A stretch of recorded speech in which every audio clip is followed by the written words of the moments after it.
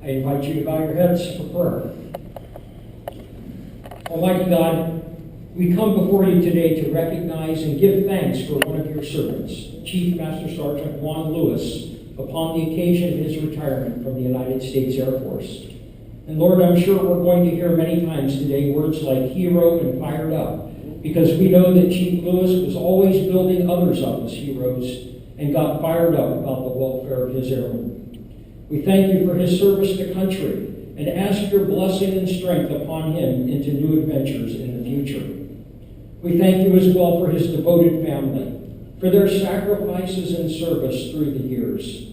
Grant the entire Lewis family many years of joy and contentment, knowing that they serve the cause of freedom faithfully and well. Bless now, I pray, the events of this ceremony in thy holy name. We will now have a moment of silence to honor two very important figures in Chief's life, Colonel Brian Gallagher and Master Sergeant Ken Blair.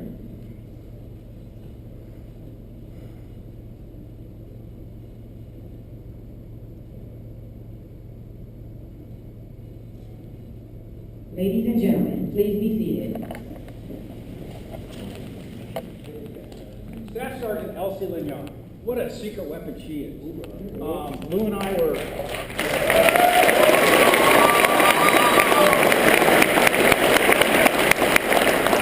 sung at the AT&T Center, she sung at the missions, but my most memorable rendition of her national anthem was when Boys to Men were doing their USO tour right out here in the amphitheater.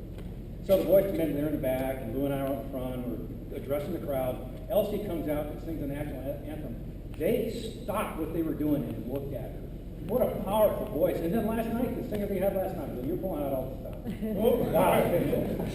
I do need to recognize two members of the audience. I know there's a lot of commanders here and command sergeant majors and families, but I learned a lesson one time from a mentor of mine that if a general officer is in the audience, and at parade, you better introduce him. Maybe general outside.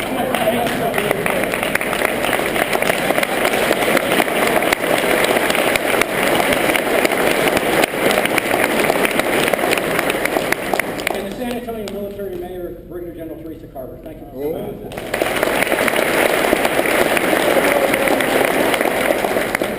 It has already been an incredible day in the life of Juan C. Lewis. He's Energizer Bunny. What did he do already this morning? He went to parade practice. He was the commander of airmen for 799 young men and women that graduated from BNP today. He co-officiated with me and saluted the flights as they went by, much to Pat Vetter's chagrin. And then I offered up the opportunity for him to say the remarks to the airmen on my behalf before I gave the oath of office. And we just got started today. It's not even noon. But he's always like that. If you look at the brochure that you have in front of you, you'll see a young Juan Lewis, you'll see a mature Juan Lewis, and he's younger than me, so I can say an old Juan Lewis. but there's a theme in there. And his family knows, and his extended family knows that they came and traveled from out of town. There's a theme in there. He's always with somebody. Yeah. He's always mentoring somebody. Yeah. He's always on the prowl to find someone that needs his leadership. Story.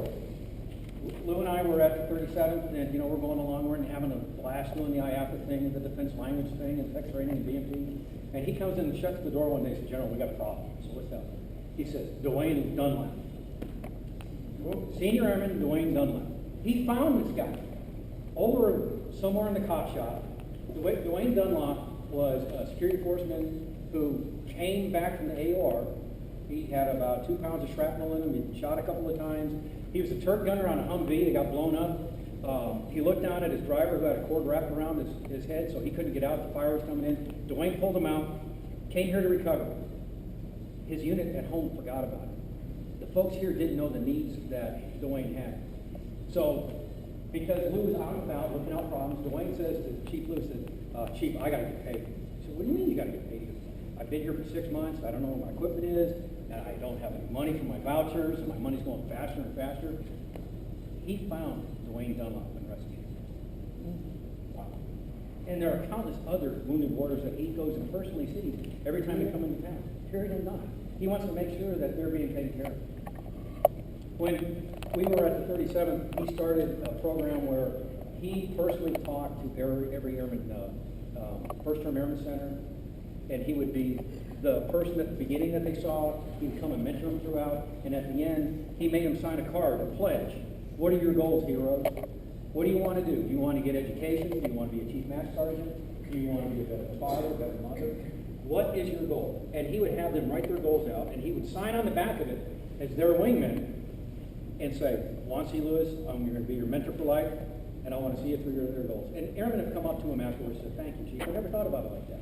I thought that I just wanted to come in the Air Force, do some time, get an education, and then just go through this thing that we call life. Not with Chief Juan Lewis as your mentor. He also mentored every NCO on the installation, particularly the ones that got promoted. We're supposed to do, kind of hey, welcome to the NCO Corps kind of thing when you make staff sergeant, or welcome to the senior NCO Corps when you make master, or welcome to the seniors who make senior chief. That, it's kind of a haphazard thing, but not underneath Juan C. Lewis's watch. He would grab them all and take them for a week, much to their supervisor's chagrin. And he would have senior leaders come in and talk to them. He would have a panel of NCOs and say, this is how the cheese is moved and what your new role in life is. He would talk to each and one of them individually.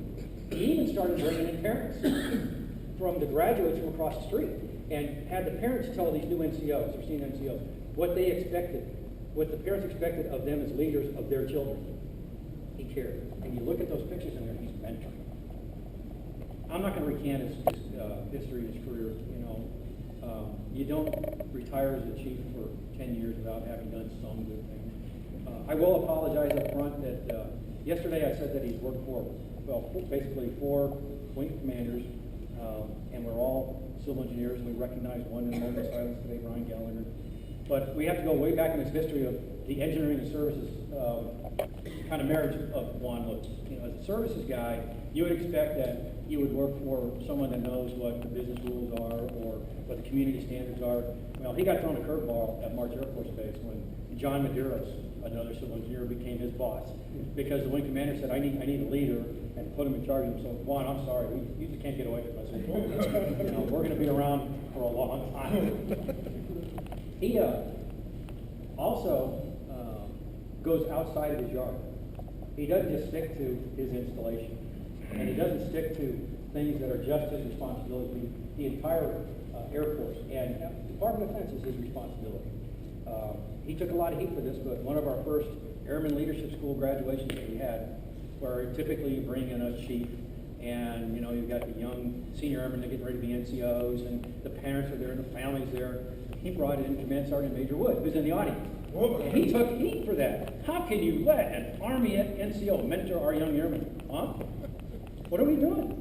We train together, we fight together, we deploy together. Why not hear the view of another NCO outside of our services? And that night, we did have to edit some of the comments out. But he learned a different language that night, but Command Sergeant Major Wood did a great job. And Lou is doing things like that.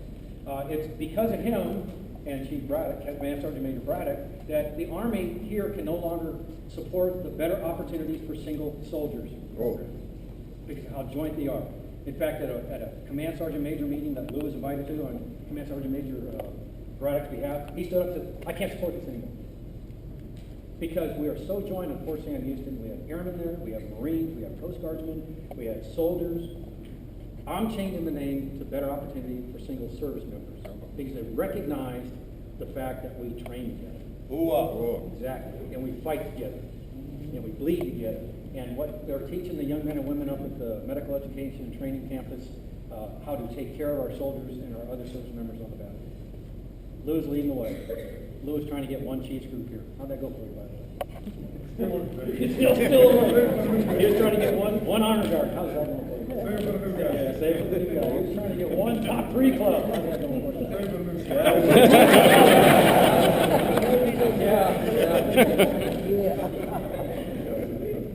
I won't go into that. Anyway, he started a lot of things that were big rocks that were outside of what the common command chief of the 502nd or any wing would do. And he went at it with vigor. I almost said something else. He went at it with vigor. He went at it with energy and pep. Yeah. And he knows how to get folks fired up. There are pictures of him with the Dallas Cowboys. There are pictures with him with Florida State. There are pictures with him with the new indoor arena football team, firing them all the way up. And one day we got honored where we were doing a graduation here and standing outside, and there was a NCO that he used to supervise that was married to this big giant guy. And so this big giant guy is looking over his shoulder and he says, you know who this is? I still don't know. Who was that? DeMarcus Ware. DeMarcus Ware was sitting right here because his wife was a supervisor of someone that was getting promoted. And these two went off, started talking cowboy speak and whatever they do when they're in the back room. Cowboys? Yes. Even was talking to DeMarcus Ware. And it was at a time when both he and his wife were going through some issues with their family. And you probably saw the story at ESPN, but he was mentoring DeMarcus, big giant man, on how to be his dad once they had the opportunity to do it. Now I think they have 2 children or 3. Lou is always looking out for his family. Jeanette got to see him today. You got to see him march out, got to see him come up, go by. Now, we give him back to you. You think he's going to sit still? No. You think you don't think so? No. And I wouldn't want to do that either. But I tell you what, Jeanette, his first priority is you. He loves you through and through. He loves his children. He's always bragging about you, Justin, and Janae. He's always bragging about your accomplishments. He's bragging about how great you're doing in school. He never likes your boyfriend or your girlfriend. But I will tell you that he's so proud of you on what you do. And Juan burns the candle at both ends. And sometimes it's a strain, but Jeanette, without you being by him, kicking him in the rear end, lassoing him every once in a while, he couldn't do the things that he did. Thank you. Thank you for your loving him all these years. And to his extended family, wow, come all this way to see Juan. He's an amazing human being. And look at the room is overflowing. I think the fire marshal probably kicks the people in the back out. But for you to come all this way to honor him, to do the pep rally that we did last night. It wasn't your typical retirement dinner. The cheerleaders came out, the coyote was here, for those of you who weren't here. He had a referee that was flagging if folks were talking over 3 minutes. He had the competition of the quarters up, and I think the Chiefs actually lost. The Chiefs lost. And at the end, he had a pep rally, and then everyone started dancing. And usually, if you get up, you have a couple of speeches, you have the rubber chicken. Well, not in this club. In this club, you have the best food. But you have the rubber chicken. And then everyone bolts for the door.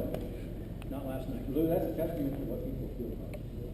That's a testament to what you have personally put in, that you've given your blood, your sweat, your energy, your tears, your passion to your Air Force. I just hope that in some little respect that you know that you made everyone in here better than what they came in to be. When they meet Juan Lewis, they're going to go away a better person.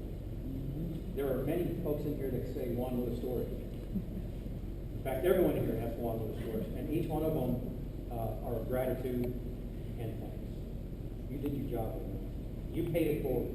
Today, when you gave your thoughts to those 799 brain earners about don't blink, it's going to go from 1984 to 2012 before you know it. You're paying it forward already. And all the NCOs in here that you mentioned, they're better NCOs for you. And I will guarantee you that the officers that you touch are better officers. I can't think of a better way to recognize a little small slice of Juan Lewis than to recognize him as a person. Can you all give up and give me a hand about Juan Lewis?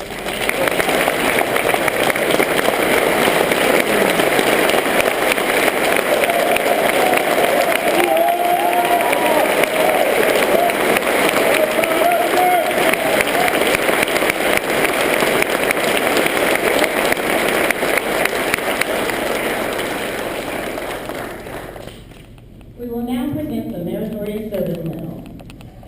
Attention to order. To all who shall read these presents greetings, this is to certify that the President of the United States of America, authorized by Executive Order 16 January 1969, has awarded the Meritorious Service Medal, 3rd Oak Leaf Cluster, to Chief Master Sergeant Juan C. Lewis, for meritorious service 2 May 2008 through 1 July 2012. Chief Master Sergeant Juan C. Lewis distinguished himself in the performance of outstanding service to the United States as the Command Chief, 502nd Air Base Wing, Fort Sam Houston, Joint Base San Antonio, Texas. During this period, Chief Lewis's exceptional leadership was imperative to the implementation of the 2005 Base Realignment and Closure Mandate to consolidate installation support functions between the Army's Fort Sam Houston and the Air Force's Lackland and Randolph Air Force bases, creating the largest enterprise for installation support within the Department of Defense. As the first Command Chief of Joint Base San Antonio, Chief Lewis was instrumental in the stand-up of the Wing's annual budget of over $700 million and a workforce of more than 8,000 team members that supported a population of 80,000 personnel and more than 140,000 students per year, and a total planned replacement value of about $10.3 billion, spread across 44,732 acres of land. Additionally, as the Command Chief of the 37th Training Wing, Chief Lewis secured 50 basic military training instructors to handle an increase of over 4,000 basic military trainees. Finally, his leadership was vital to Lackland's Hurricane Gustav's relief operations, which supported 700 evacuees, 247 patients, and was praised by the President of the United States. The singularly distinctive accomplishments of Chief Lewis culminate a distinguished career in the service to his country and reflect great credit upon himself and the United States Air Force.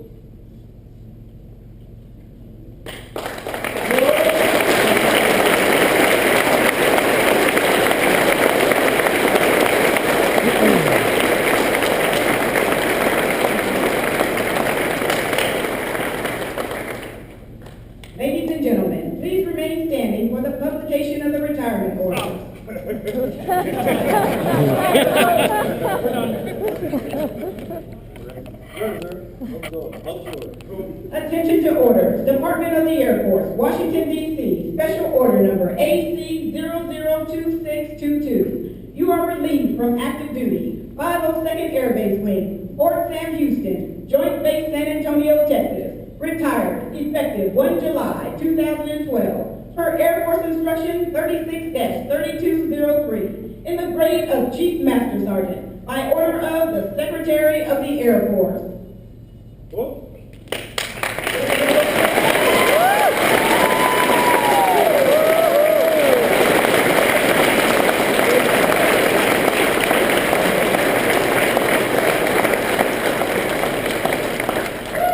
Thank you. Please be seated.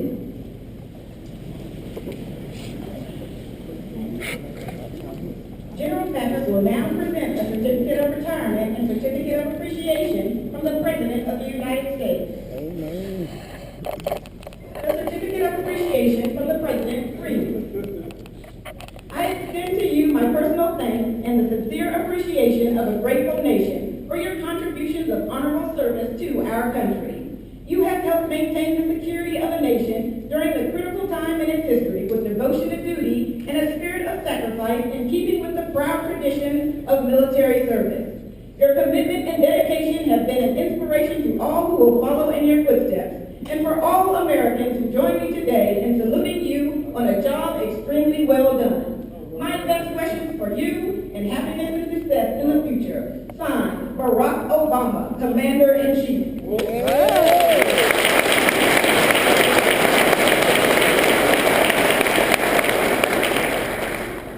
In addition, several congratulatory letters have been received on the occasion of Chief's retirement from the Governor of Texas, Rick Perry, the Governor of Arkansas, Mike Beebe, and the owner of the Dallas Cowboys, Jerry Jones.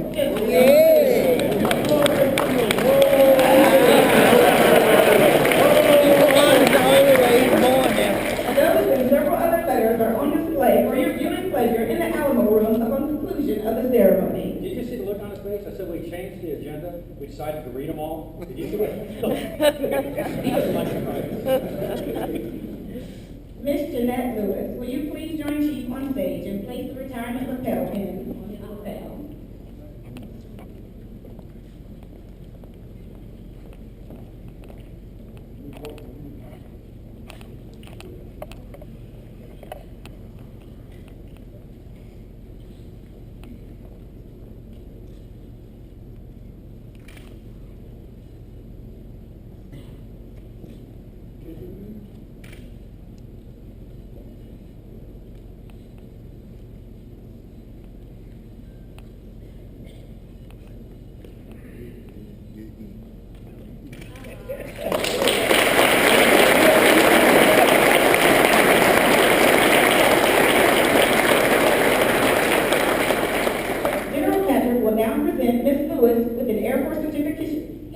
Appreciation. The citation reads, Certificate of Appreciation from the United States Air Force. In grateful appreciation, the United States Air Force presents this certificate of recognition to Jeanette Lewis for the commitment and numerous contributions which made positive impact on our nation's defense.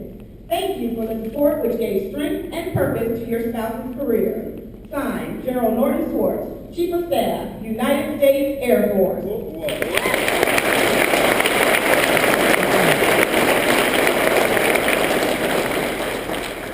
Thank you, General Patrick and Ms. Lewis.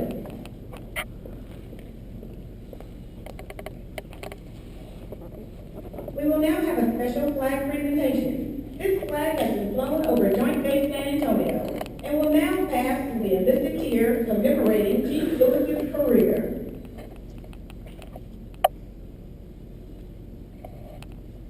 I am about to take you on a journey that started with a conversation between Chief Lewis, formerly known as Cooper, and his brother. You see, without that simple conversation which took place over 28 years ago, we would not be in this place at this time honoring the man you see standing before you today.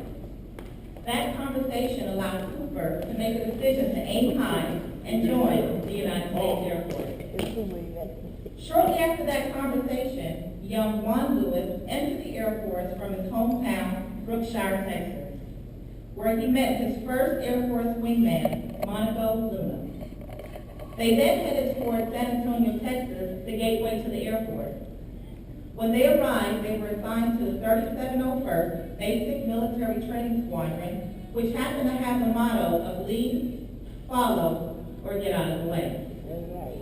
It was also the point where Mr. Lewis met his hard-charging, campaign hat-wearing, tender, loving, caring military training instructor, Technical Sergeant Henry B. Hines. 682. After basic military training, Airman Basic Lewis was assigned on a direct duty assignment to Blythefield Air Force Base in Arkansas, where he met his good friend, Ernest Kincaid. While maintaining the follow portion of his basic training motto, Airman Basic Lewis was promoted to airman and assigned as a services specialist.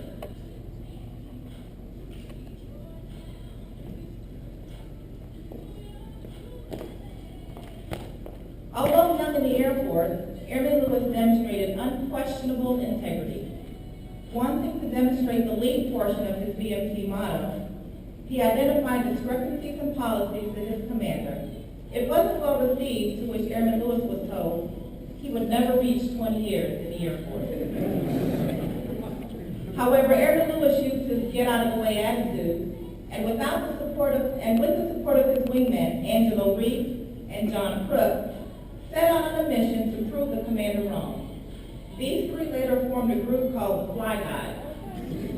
The Fly Guys helped Airman Lewis aim high and secure yet another promotion to Airman First Class.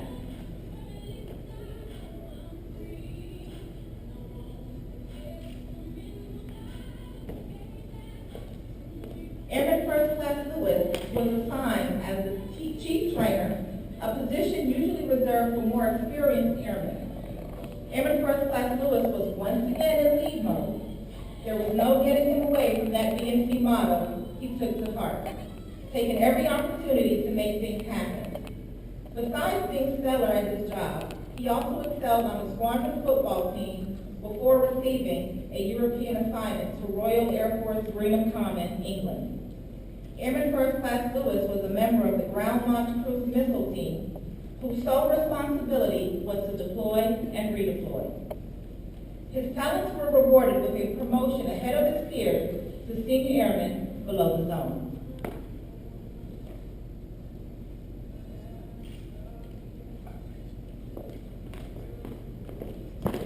Still assigned to a ground-launched cruise missile base, Senior Airman Lewis played an important role during the International Nuclear Facility Inspection and handled the lodging for high-profile, high-visibility Soviet Union inspectors.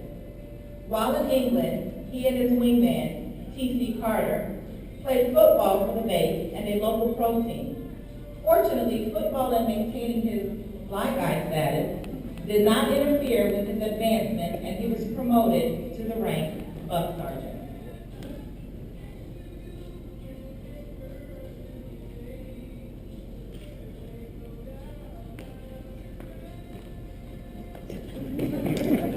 Still leading by example and setting the standards at RAF Greenham Commons, Buck Sergeant Lewis was honored as an all-star on the United States Air Force in Europe football team.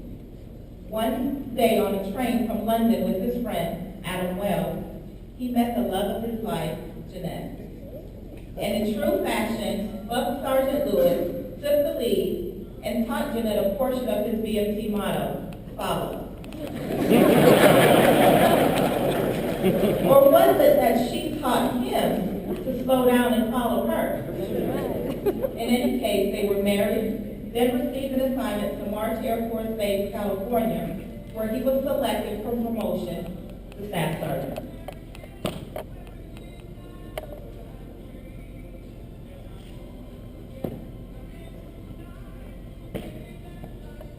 While assigned to March, Staff Sergeant Lewis found another way to lead, serving as the non-commissioned officer in charge of the base honor guard with day-to-day supervision of a 36-member team.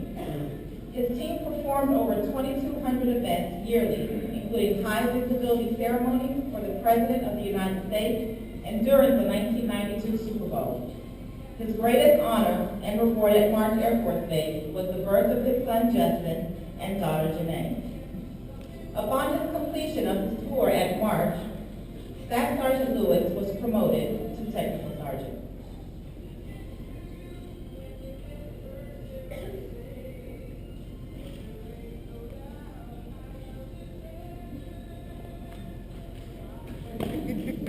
Technical Sergeant Lewis was reassigned back to England to the premier fighter wing, Royal Air Force Base Lakenheath, known as the Right Place, Right Time, Right Now Base. Lakenheath provides to be a challenging assignment with numerous situations testing his integrity. Despite overwhelming pressures and severe repercussions, Technical Sergeant Lewis overcame all obstacles while still maintaining his unquestionable integrity, and was promoted to Master Sergeant with an assignment to North Atlantic Treaty Organization in Brunsum, the Netherlands.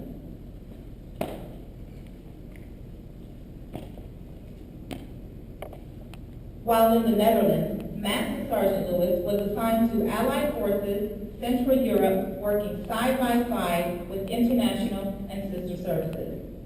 For 3 years, he, along with Tim Godfrey, deployed to the Balkans to plan NATO exercises for countries such as Croatia, Poland, Czech Republic, and Hungary, paving the way for them to join the NATO alliance and eventually European community. This was probably Master Sergeant Lewis's most rewarding assignment and culminated with his selection for Chief Senior Master Sergeant.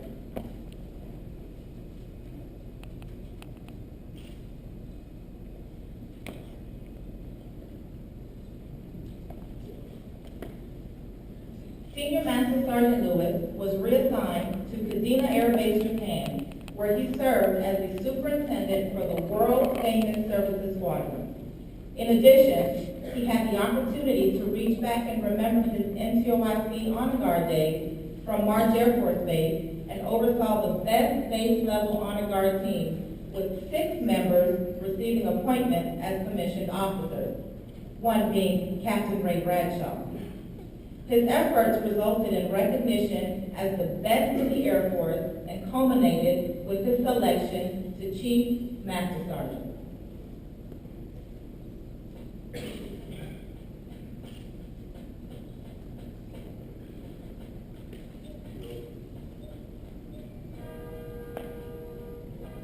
Under the tutelage of Chief Master Sergeant William Irvin, Chief Master Sergeant Lewis overcame challenges and obstacles to reach his destiny. He holds the distinction of being promoted twice to Senior Master and Chief Master Sergeant. Although Chief Master Sergeant Lewis reached the highest pinnacle, he's never forgot where he came from or his basic military training motto of lead, follow, or get out of the way. He consistently took exceptional care of all airmen by helping everyone receive opportunities to succeed, commonly referred to as heroes. After 28 years of service, Chief Lewis will fondly remember a great career and the many people that have become a part of his life.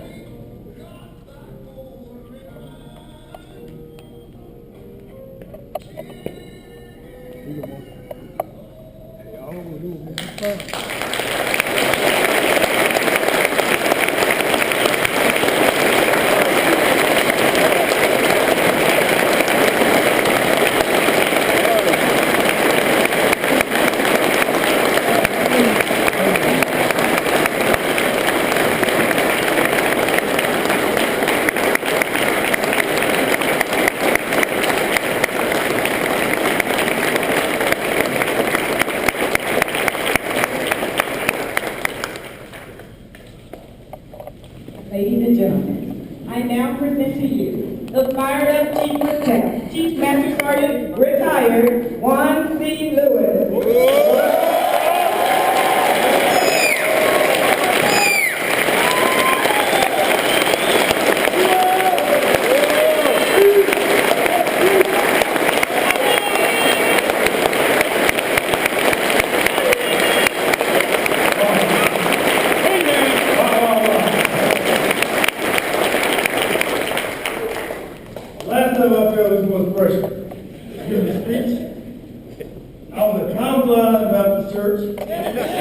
1975 was Easter. My mom said, boy, you gotta get up in the Easter speech.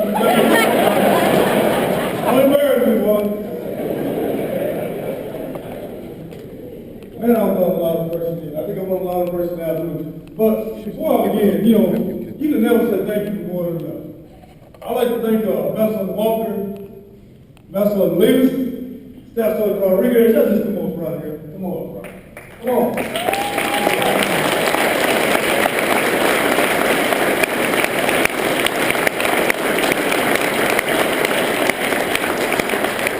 I understand a lot of people that put this event on, and Chief Lewis kind of demanded too. I got high expectations.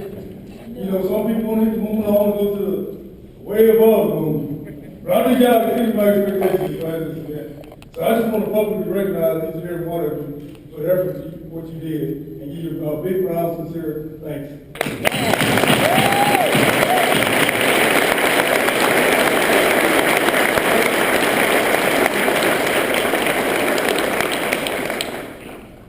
Next, I was thinking about Simeon and Ashley. Are they here? Come on, Simeon, get over there.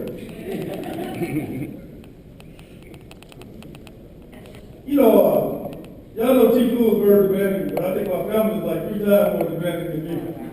Oh, yeah. And I can tell you, when I first know Simeon and Ashley, I said, I didn't really need help. I need someone who can go out there and take care of my family before they get here, so they don't worry the hell out of me. And I can tell you, looking at my sister posts they put on Facebook and everything else, y'all did an outstanding job. They just really love it. So from the bottom of my heart and the bottom of my family heart, y'all need to stand up and give them a round of applause.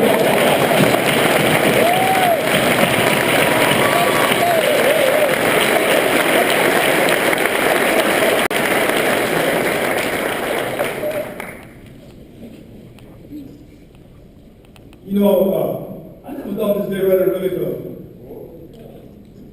In 1998, I came to the military, but 2004, 2005, I could have retired out of the military and been a chief. And had a GS-14 job just waiting on me, right? But you gotta do what you love, you have to love what you're doing. And I love serving the United States Air Force. But I realized I couldn't stay there forever. It's time to do something different. And so that's when I selected to go out there and put on a date that I'm planning on retiring. And I got all kinds of emails. And I looked around the room, some people said, man, it's a sad day for the Air Force that you retired. They said it was a sad day when I left the Air Force base. They said it was a sad day when I left Lake East. They said it was a sad day when I left me. So bases are still going on and it's still going to be running. It's amazing once you start the quarterback league, how someone else step up there and take that position. So today, I was out there listening to the parade around. It was 7 some heroes who graduated. And I put my heart and soul in each and every one of them. And I can tell you over there, Chief Williams, they were doing a tomahawk chop over there too when they see me with my Florida State gear on too. And they're like, fire up, Chief, doing a tomahawk chop. But I just think of a better bunch of people. And some of the other heroes who step up and take my position. It's amazing, how did I really get it?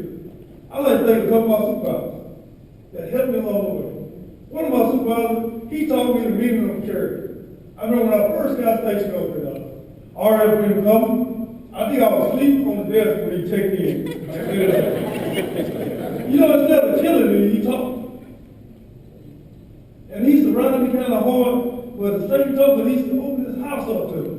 That on Thanksgiving, Christmas, or any holiday, that we had to go by his house. I like to recognize this supervisor inside the room and taught me everything else about character. And when I was a young man running around there probably getting in trouble, he said, "You gonna be a chief one day." I'm like, man, what's wrong with Sergeant Fellas? What's wrong with Sergeant Fellas? So let me tell you, get your hands for Sergeant Fellas sitting in the back room. Sit up there, fellas. Sit up.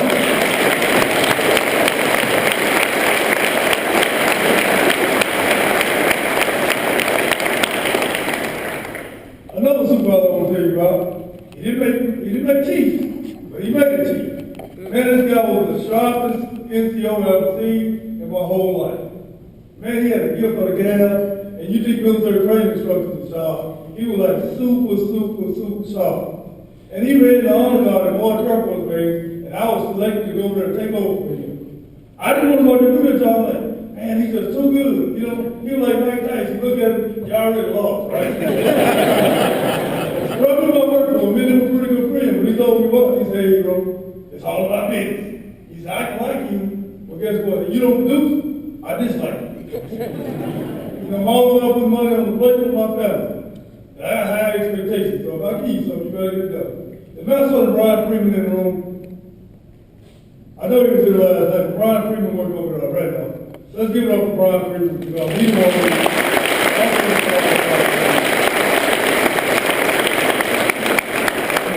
Next, I'm going to tell y'all a story about how I was a young staff sergeant at March Air Force Base. I had a young kid that worked for me, and man, I really used to trust the little kid. Because me and them, we went to Trinidad and visited a bird. This kid was an A1C. I let this kid right here, like, stay at my house, base house. Little did I know that I was almost getting evicted because he was throwing parties over there. Went to the grass and was going for a whole month. But this little kid from the inner city of Chicago, he had a goal, he had a dream that he wanted to go to the Air Force Academy.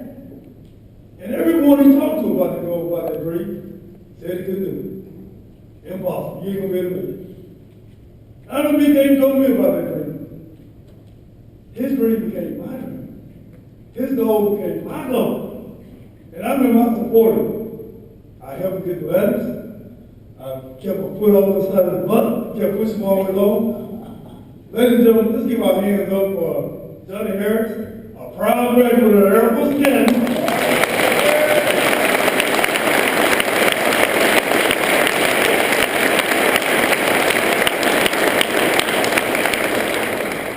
One more hero I'd like to sing our way out. Man, when I was staff sergeant at March Air Force Base, Jeanette and I, we had Justin. Yeah, you know the hero, we had you. And we used to trust this airman to babysit you. Now imagine trust. As a staff sergeant, that's his airport. You trust your most prized possession over there to a hero like to take care of. It's Rose Padre in the house. That was a rough project. That's the one right there you can take care of my kid.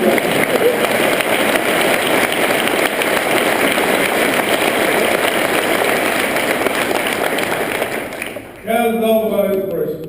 I could have around this room right and said thank you to everyone who don't impact me, who don't shake me. But I'll be here all day. And I know y'all don't want me to be here all day. But for all my guests who came from out of town, loyalty to me means a lot. And I swear, he came here to honor me and celebrate with me, and it's a big. If you have something you call me up, I'm going to be there. Man, so it's raise your hands. Whoa, I'm strong. I'm strong, off the side.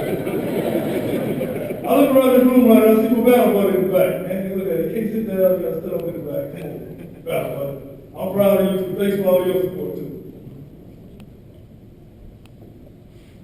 On the parade ground, the last time I was sleeping was like 84. And I woke up this morning, it was time to retire. Man, that been like an amazing ride. I've been living the dream for over 28 years, man. I've been living the dream filled with pride, enthusiasm, and passion. I remember my wingman first really let me allow us, really truly start living this dream. I was the command chief of that Air Force Base.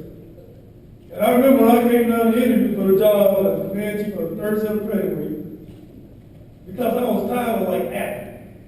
Some people don't realize that the movie Iron Man, Chief Lewis wanted to help them pick the actors for their movie.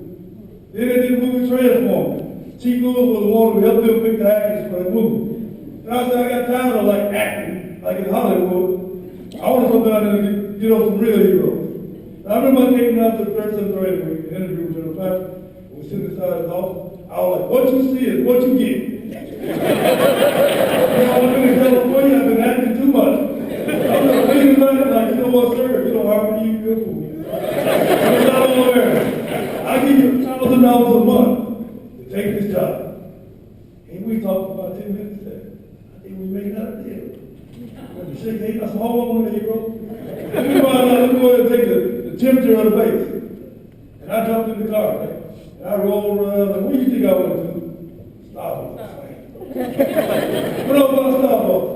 I'm over there in the clothes.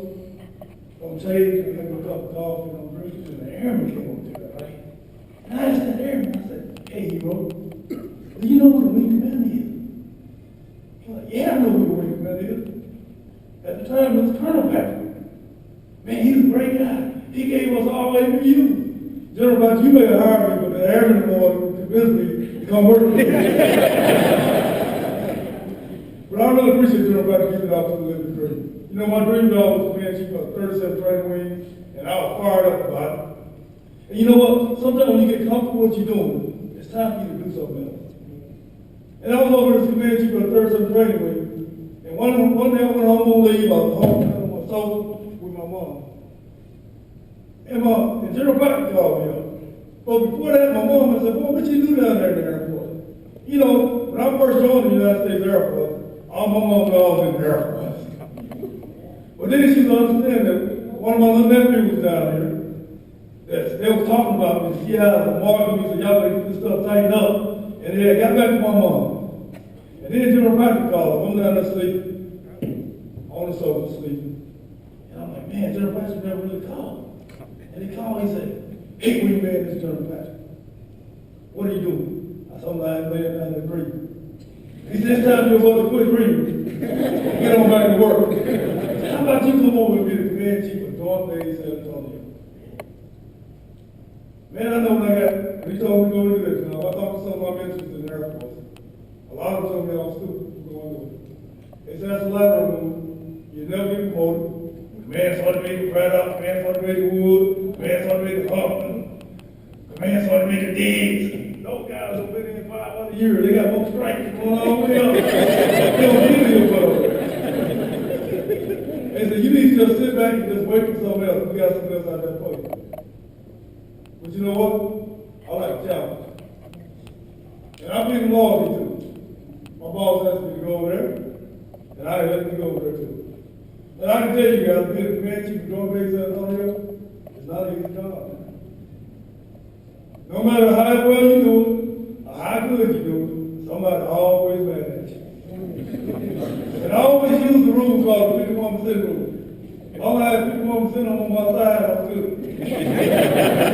And depending on what it is, on what side they're going to be over. Because that's a tough old monster off the side there. But I can tell you it's very challenging too. You know, each morning I was getting up, running myself out, my boots were getting awful heavy. And somebody emailed me on Facebook said, "How about we go buy you some different boots? How about we give you some different inserts?" But I was getting tired. And I didn't want to just stay around inside the Air Force and just drag it all the way out the dirt. You need to go while you're on top. You need to go while you're still fired up, while you're still motivated, while you're still full of that pride, enthusiasm, and passion. Because these heroes right there demanding from us. Those heroes in the back room right there. They need someone who's going to be fired up.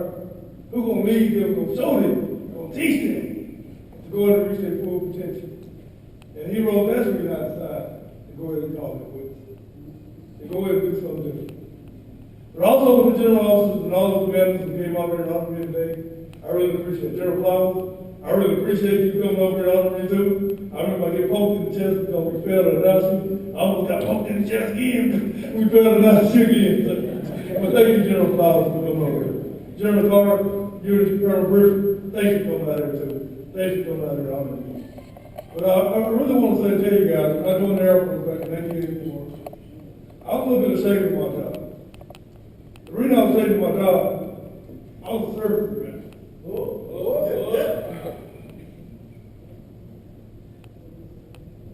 Back in that time frame, being a service guy, one of my priorities.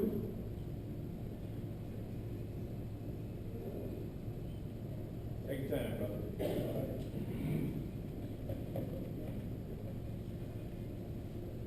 For like 6 years I was in the Air Force. My mom introduced me out in the Air Force. I was the same with privilege.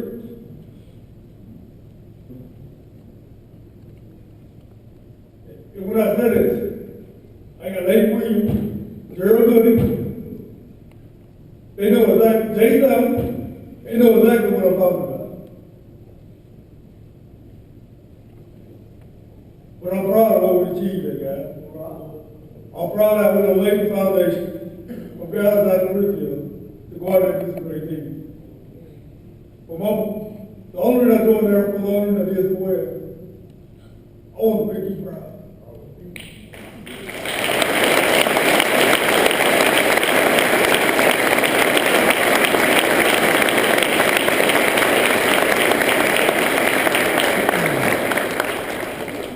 I'm not going to get this stuff with like quick crying.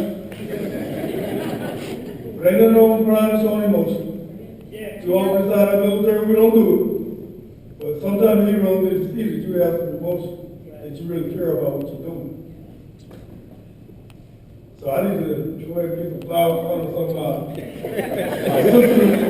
you know, I'm so lucky today. You know, I got my high school teacher inside the house today.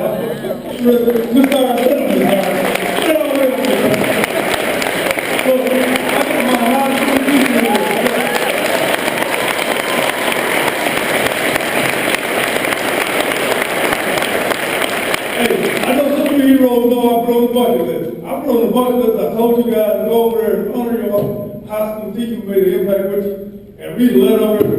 I did that this time. I'm sorry. I'm crying, sir. I want to honor you with some flowers.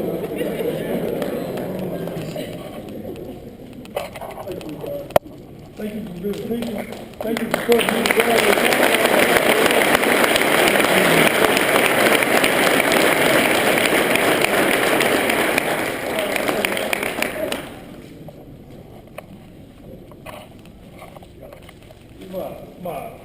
Like Layla Wesley right here. Hey, she's a retired lieutenant in the Navy.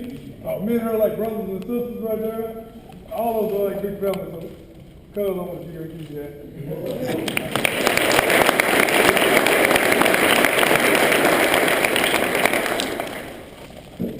Come on, there you go.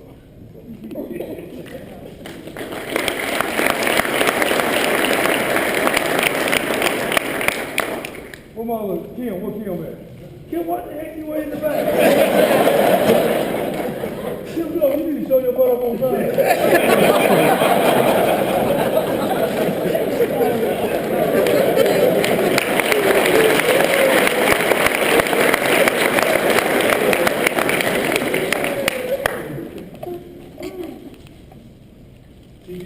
Hey, this is my sister Vicky right here. Boy, if I had like a nemesis, this is her right here.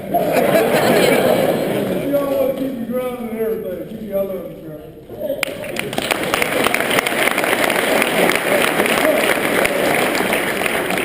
Angie, come over here. Here's my sister Angie right here. She's a school teacher in Elmo, Oklahoma. Angie, I love you, girl. Angie,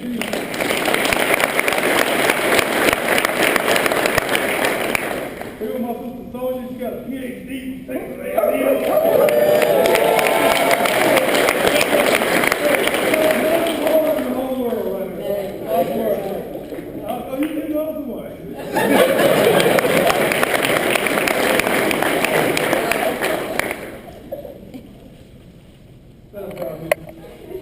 You know, I tell you, when I was growing up, we have a very, very big family. Like on Sundays, we used to go to my grandmother's house to eat and everything, right? Well, all my mom's sisters are like my mom, too. So I need to get recognized. Thank you.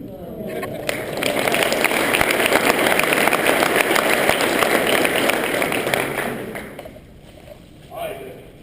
My little hero. Hey, if y'all came out and heard my daughter read the letter, man, I'm serious. That letter was like really, really amazing.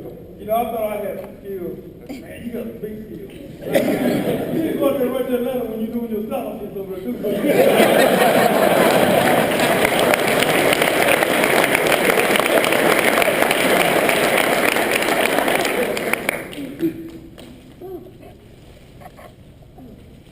My mom, well, I tell you, boy, she's one of the greatest part of these. I can tell you, when I was growing up, my mom did not play. She just, you know, I go and get a beat. She'll write a note back to the teacher and say, I'm sorry, my son here, he can do better than that. He will improve upon that. And I was so afraid. I let my mom down. That's like when I ever get in trouble with me, I call it burn up. Because I know if zero five or 05 ever call my mom, I'll be left.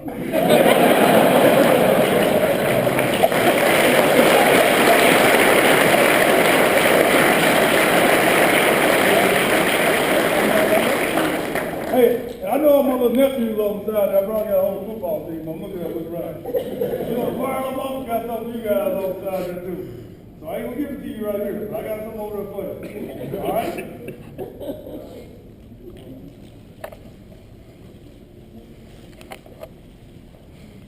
Look, sometimes you wonder about my son, Justin. It's really my son. He's so quiet. He's so timid. Nowadays, I think I'm very quiet and very timid on the side there too. But he got the heart of gold on the side there. He's a really, really nice guy. Everybody, I just talk to him all the time. I'm trying to get him to keep him out the house and sit home. Like his white gloves and stay on the door. But he always want to stay back home. But he always wants to be back home. But he came on and told me, I never pushed anything on my kids. You know, I used to play football. Anybody know I was a big football player, but I never like made my brothers like to play football. I never tossed the ball or forced them to go out and do anything. And then he came on and told me, you want to go down to UTSA and join the ROTC program. Look, hey, look, I give you a little bit of ball on the side there, so your butt gonna get along down there.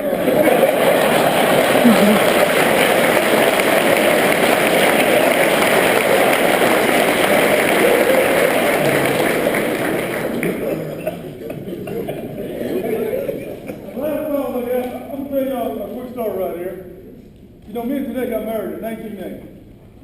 You know, I made BTZ, but I ain't never get promoted until I got married. Hey, you know that. You had me over there drinking too much Tangeray or whatever.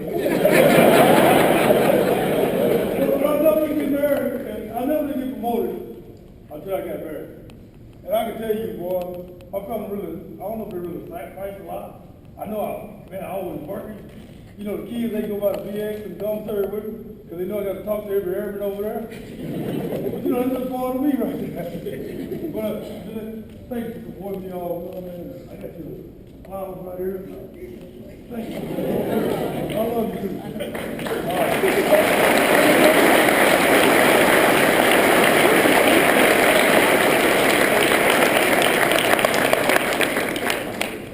Wow. You know, I never thought this day right here come. But you know, they don't pay me. It's time to go out there and do something different. It's time to go out there and open a new chapter. To find out, you know, who I really am. For 28 years, I've dedicated myself to being inside this United States Air Force. And I put my heart and soul on to take care of everything. You know, I may not have been the smartest person, may not have been the fastest, may not have been the strongest, but could nobody beat me on caring for air. Which is evident. You know, I talk to their mom, I talk to their dad, I talk to all of them. So that's a lot better. But what I want to do is, back in 1990, I was over in England, little old old Buckford, had my little uniform on. I wish I could still fit that uniform on. But me and Jeanette went over and did something. None of my family could afford to come over there and fly over to it. So if I get the chaplain to come up here and help me go ahead and do this right here, and I'll be really honored. And then, you know, when you got married, I was young bucks on the side of the United States Air Force. You know, you married me until like the Air Force, right? And then you could have married that English girl, because she just tried to marry into the Air Force, right? You know, she just tried to get a ticket back to the United States. Well, now, you know, we better get out there, boy. So really your opportunity to run away from me, right? Jeanette, would you honor me and come up here and renew our vows and all of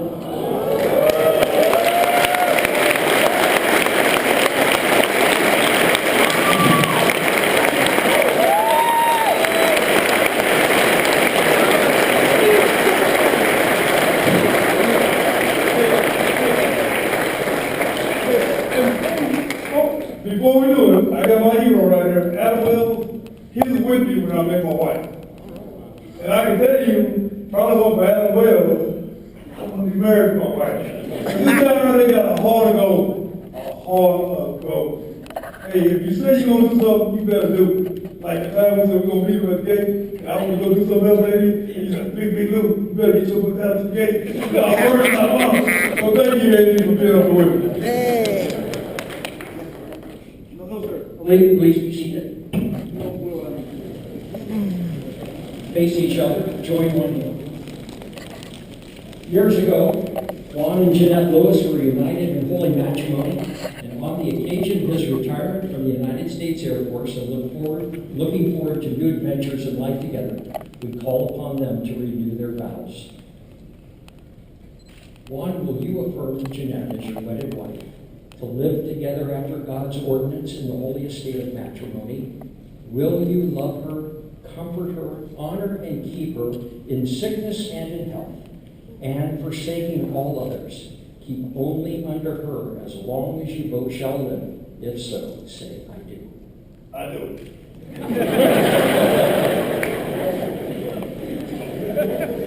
Jeanette, will you affirm Juan as your wedded husband to live together after God's ordinance in the holy estate of matrimony? Will you love him, comfort him, honor and keep him in sickness and in health, and forsaking all others, keep only unto him as long as you both shall live? If so, answer, I do. I do.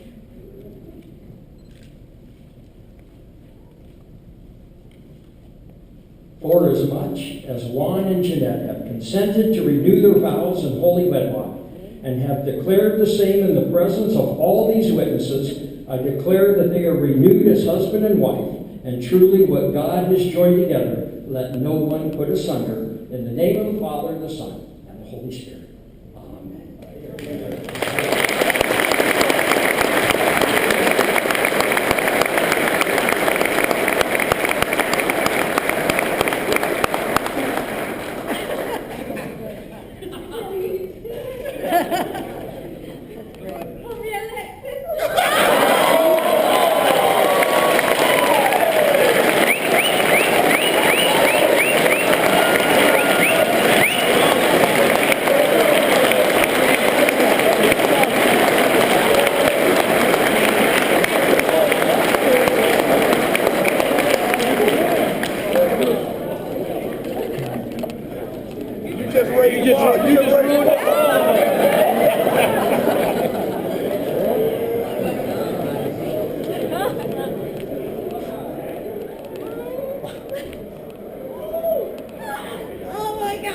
Keep it shut.